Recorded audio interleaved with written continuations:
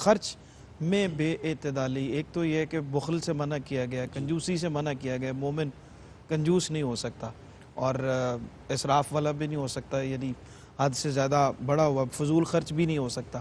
تو ان دونوں کے اندر حد اعتدال قائم رکھنا. سوال آپ کی خدمت میں عرض کرنا ہے، کر دیا ہے بلکہ، لیکن جواب آپ سے لیتے ہیں ایک چھوٹے سے وقفے کے بعد. ناظرین ہمارے ساتھ رہیے، لوٹتے ہیں ایک چھوٹے سے وقفے کے بعد. جی ناظرین، خوش آمدید کہتے ہیں وقفے کے بعد آپ کو. پروگرام دیکھ رہے ہیں آپ قرآن اور اسلام، اور اعتدال و توازن ہمارا آج کا موضوع ہے، اور اس پہ ابتدائی گفتگو ہم نے مفتی صاحب اور قبلہ پیر صاحب سے رہنمائی لی. قاری صاحب کی خدمت میں سوال میں نے عرض کر دیا تھا کہ قرآن حکیم میں خرچ کرنے کے حوالے سے خصوصی طور پر جو اعتدال قائم کرنے کا حکم دیا گیا ہے اس حوالے سے ارشاد فرمائیے. جی محترم سرور صاحب، آج بڑا اہم موضوع ہے، اور خرچ کے حوالے سے خالق کائنات نے سورہ فرقان کے اندر جہاں و عباد الرحمن کا ذکر کیا، اللہ کے بندوں کی نشانیاں بیان فرمائی، ان نشانیوں میں خرچ کرنے کے حوالے سے ایک نشانی بیان کی. فرمایا والذین اذا انفقوا لم یسرفوا ولم یقتروا وکان بین ذلک قواما. فرمایا کہ جب خرچ کرو تو نہ اس میں کنجوسی کرو اور نہ اس کے اندر اسراف کرو. فرمایا درمیانی راستہ اختیار کرو، اعتدال والا راستہ اختیار کرو. انسان جب اعتدال کے راستے پر گامزن ہوتا ہے تو رب کائنات نے اعتدال کا راستہ یہ پسندیدہ راستہ ہے، اور یہ جو اعتدال کا راستہ ہے، کریم آقا علیہ السلام کی نبوت کے جو 40 حصے ہیں اس میں سے ایک حصہ اعتدال اور میانہ روی ہے. ٹھیک. خرچ کرنے کے حوالے سے سرکار دو عالم کی بارگاہ اقدس میں ایک شخص حاضر ہوا، عرض کی یا رسول اللہ میرے پاس ایک دینار ہے تو میں کس پہ خرچ کروں؟ فرمایا اپنی ذات پہ خرچ کرو.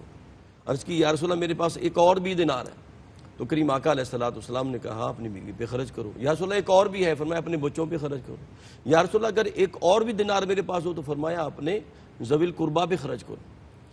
حضرت سعد رضی اللہ تعالیٰ عنہ سرکار دو عالم کی بارگاہ میں حاضر ہوئے جب یہ فضائل بیان کیے گئے کہ خرچ کرنے سے اللہ کا قرب عطا ہوتا ہے. ہاں جی، جیسے السخی حبیب اللہ حدیث پاک کے اندر آتا ہے کہ جو خرچ کرتا ہے وہ اللہ کا حبیب بن جاتا ہے. تو انہوں نے کہا کہ جناب اب تو میں سارا مال ہی اللہ کی راہ میں قربان کر دوں گا، سارا ہی وقف کر دوں گا، سارا ہی انفاق کر دوں گا. تو سرکار دو عالم صلی اللہ علیہ وسلم نے فرمایا نہیں، سارا مال وقف نہ کرو، اپنے پاس بھی رکھو، تیرا بھی حق ہے اور تیرے اہل خانہ کا بھی حق ہے. ٹھیک. یعنی اعتدال کا جو راستہ ہے اتنا اہم ہے. سرکار دو عالم کی بارگاہ اقدس کے اندر 3 آدمیوں کا معاملہ پیش ہوا. جب انہوں نے سرکار دو عالم کی عبادات کو دیکھا تو انہوں تینوں نے کہا جناب ہم بھی ایسی عبادت کریں گے. ایک نے کہا جناب میں تو ساری رات عبادت ہی کرتا رہوں گا، ساری رات عبادت کرتا رہوں گا، والذین یبیتون لربہم سجدا وقیاما پہ عمل پیرا رہوں. دوسرے نے کہا جی میں ایسی عبادت کروں گا کہ جناب میں اس نے رات کو چوز کر لیا تو میں تو جناب زندگی میں کوئی دن چھوڑوں گا ہی نہیں، میں ہر روز روزہ رکھوں گا. تیسرے نے کہا اچھا، ایک نے رات کا انتخاب کر لیا، ایک نے دن کا انتخاب کر لیا. اس نے کہا میں تو جناب عائلی زندگی نہیں گزاروں گا، میں بیوی کے پاس ہی نہیں جاؤں گا، میں نکاح بھی نہیں کروں گا.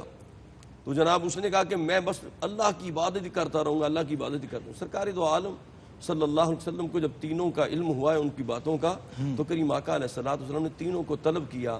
کریم آقا علیہ السلام نے فرمایا جس نے کہا تو میں ساری ہی رات عبادت کروں گا، کریم آقا علیہ السلام نے فرمایا میں رات کو عبادت بھی کرتا ہوں، استراحت بھی فرماتا ہوں. جس نے کہا تھا میں روزہ رکھوں گا اور کوئی دن نہیں چھوڑوں گا تو سرکار دو عالم صلی اللہ علیہ وسلم نے فرمایا میں روزہ رکھتا بھی ہوں، روزہ افطار بھی کرتا ہوں. یہ نفلی روزے کی بات ہے، جو رمضان کے وہ تو ساری رکھنے ہیں.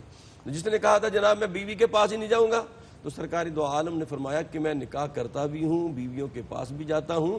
تو اعتدال کا راستہ شریعت مصطفیٰ کو بڑا محبوب ہے. بالکل ٹھیک.